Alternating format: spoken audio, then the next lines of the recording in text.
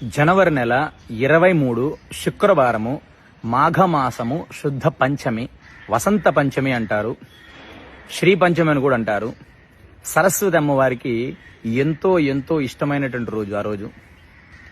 చక్కగా దివ్యక్షేత్రాలలో, బాసర లాంటి దివ్యక్షేత్రంలో, సరస్వతి అమ్మవారు కొలువైన దివ్యక్షేత్రాలలో అక్షరాభ్యాసాలు చేయించుకోవడం చాలా అంటే చాలా విశేషమైన పుణ్యఫలితాన్ని ఇస్తుంది.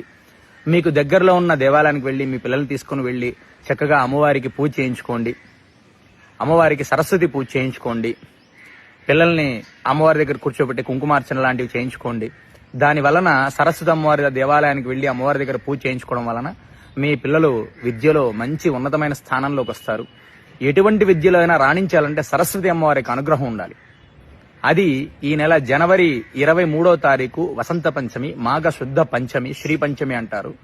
చక్కగా సరస్వతి అమ్మవారు పూజ చేయించుకోండి, మీ పిల్లల చేత చేయించండి. అక్షరాభ్యాసాలు బాసర లాంటి దివ్యక్షేత్రాలలో చేయించుకోవడం చాలా అంటే చాలా ఉత్తమమైన పుణ్యఫలితాన్ని ఇస్తుంది. బాసర లాంటి దివ్యక్షేత్రాలలో ఆ రోజు చక్కగా ఈ యొక్క అక్షరాభ్యాసం చేయించుకోండి.